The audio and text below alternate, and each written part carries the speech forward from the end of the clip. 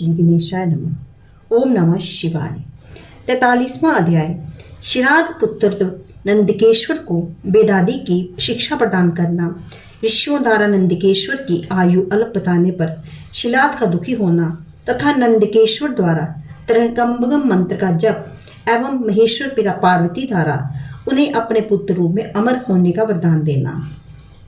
नंदिकेश्वर बोले, महेश्वर को प्रणाम करके पिताजी मुझे साथ लेकर प्रसन्नतापूर्वक अपनी कुटी में लौट गए।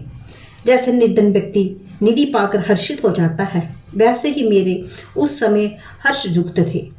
हे महामुने, जब मैं शिलाद की कुटी में गया तब मैं अपना दैविक रूप छोड़कर मैं मनुष्य रूप में हो गया। उसी समय किसी अज्ञात कारणवश मेरे दिव्य स्मृति नष्ट हो गई।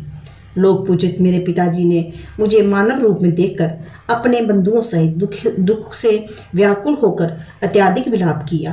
पुत्र वत्सल तथा सर्वज्ञ शालकायन पुत्र शिलाद मेरे जातक कर्मादि संस्कार किए। हे महामुने, उन्होंने ही मुझे ऋग्वेद तथा यजुर्वेद के शाखाओं और सामवेद की 1000 शाखाओं का सांगोपांग उपदेश दिया। साथ ही उन्होंने मुझे आयुर्वेद, धनुर्वेद, गंधर्व विद्या, अश्व लक्षण, हाथियों के लक्षण, मनुष्यों के लक्षण आदि की शिक्षा प्रदान की। मेरा 7वां वर्ष पूरा होने पर परमेश्वर की आज्ञा से मुझे देखने के लिए तप तथा योग शक्ति से संपन्न मित्र वरुण नामक 2 दिव्य मुनिश्रेष्ठ उनके आश्रम में गए। मुझको बार बार देखकर उन दोनों महात्माओं ने कहा, हे तात, ये नंदी सभी शास्त्रों के ज्ञान में पारंगत होगा, किंतु ये अल्प आयु वाला है। ऐसे आश्चर्य से कभी नहीं देखा गया। इसकी आयु आज से मात्र 1 वर्ष की है। उनका ऐसा कहने पर पुत्र स्नेह रखने वाले विप्रव शिलाद मेरे आलिंगन करके दुख से व्याकुल होकर करुण स्वर में अत्यधिक रोदन करने लगे। हाँ हाँ हाँ पुत्र, हाँ हाँ, ओहो देव विधि तथा विधाता का ऐसा बल, यह कहकर मैं दुखित होकर भूमि पर गिर पड़े। तब उनकी दुख भरी बानी सुनकर आश्रमवासी इकट्ठे हो गए। विहल होकर मंगल रक्षा कुरित करने लगे। उन्होंने अन्य सभी सामग्रियों सहित मधुलिप्त 10,000 दुर्वा की त्र्यंबकम मंत्र से आहुति देकर उमापति त्र्यंबकम महादेव की संतुष्ट किया। पिताजी संज्ञा शून्य हो गए। पितामह ने भी मुझे विलाप किया। वे भी चेतना रहित हो मृत्यु की भांति पड़े रहे। मैं मृत्यु से भयभीत हो गया और साक्षात मृत्यु की भांति अपने पिता तथा पितामह का शीघ्रतापूर्वक सिर झुकाकर प्रणाम करके एवं उनकी प्रदक्षिणा करके रुद्र जप में संलग्न हो गया। त्रिनेत्र 10 भुजाओं वाले शांत 5 भुजा मुखों वाले सदाशिव भगवान त्र्यंबका का अपने हृदय कमल में ध्यान करके मैं जप कर रहा था। नंदी के पुण्य तट पर स्थित हूँ, अर्थात अर्धचंद्रमा को आभूषण के रूप में धारण करने वाले महादेव उमा सहित प्रसन्न होकर मुझसे कहने लगे, हे वत्स, हे नंदिन, हे महाबाहो, तुमको बाला मृत्यु भय कहाँ? मैंने ही उन दोनों विप्रों को भेजा था। तुम मेरे समान हो, इसे संदेह नहीं है। हे वत्स, वास्तव में तुम्हारा यह देह लौकिक नहीं है, ये दिव्य है। हे वत्स, पूर्व में शिला देवताओं, मुनियों, सिद्धों, गंधर्वों तथा शेष दानवों ने तुम्हारे जैसे शरीर का दर्शन किया था।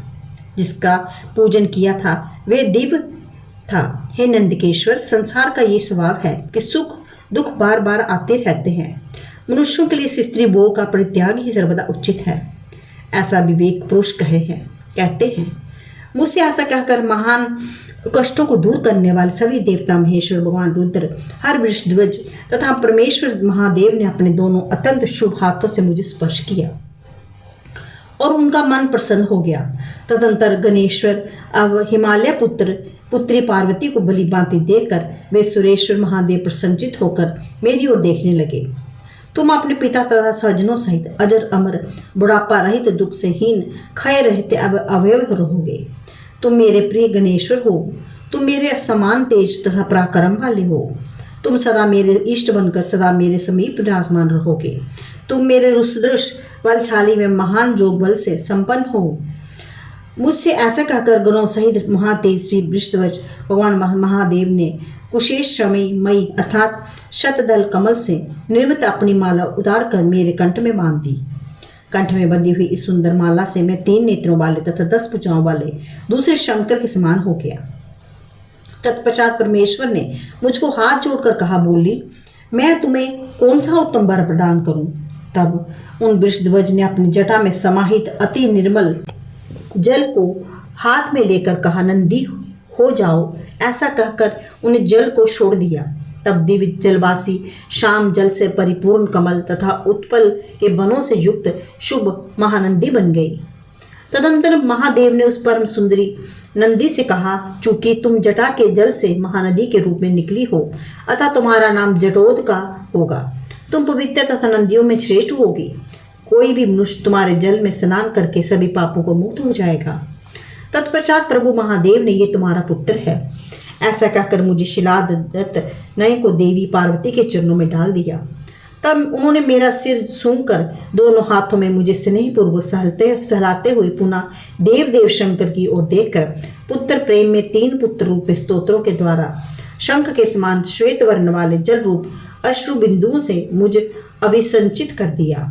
इनके वे तीनों स्तोत्र 3 नदियों बन गई। भगवान बब महादेव इस त्रिस्तोत्र नदी की संज्ञा प्रदान की है। उस त्रिस्तोत्र नदी को देखकर वृषभ ने अत्यंत प्रसन्न होकर नाद किया। तब उस ध्वनि से एक दूसरी नदी अभिभूत हो गई। देव शंकर ने उस नदी का नाम वृषध्वनि रखा। इसके बाद भगवान वृषध्वज ने विश्वकर्मा के द्वारा निर्मित स्वर्णमय सभी रत्नों से जटित लौकिक शुभ अद्भुत तथा दिव्य अपने मुठ को मेरे सिर पर बांध कर दिया। उन महेश्वर महादेव ने हीरे तथा वैद्युमणि से मंडित 2 शुभ दिव्य मुंडल मेरे कानों में स्वयं पहना दिए। हे मुने, मुझको इस प्रकार पूजित देखकर सूर्य ने आकाश में मेघों के जल से मुझे नदी को अभिषेचन किया। तब उस अभिषेक के जल से सोने की नदी बन गई। उस स्वर्ण जल से निकलकर ये नदी में बनी। इसलिए देवों के देव त्र्यंबकम शिव ने इस स्वर्ण जल वाली कहा। इस प्रकार सोने के मुख से दूसरी पवित्र तथा शुभ नदी उत्पन्न हुई, अतः उसे जम्बू नदी कहा जाता है।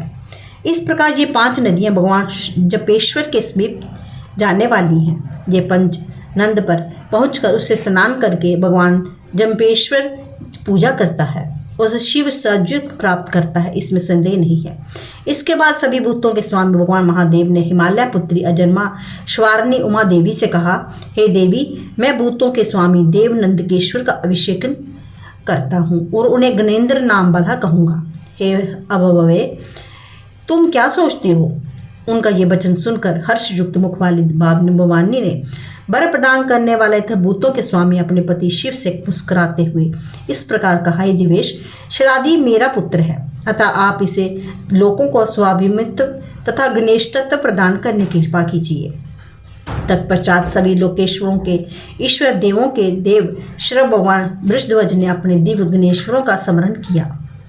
इस प्रकार श्रीलिंग महापुराण के अंतक पूर्व भाग नंदकेश्वर प्रादुर्भाव तथा नंदकेश्वर रावेश मंत्र नाम 43वां अध्याय पूर्ण हुआ।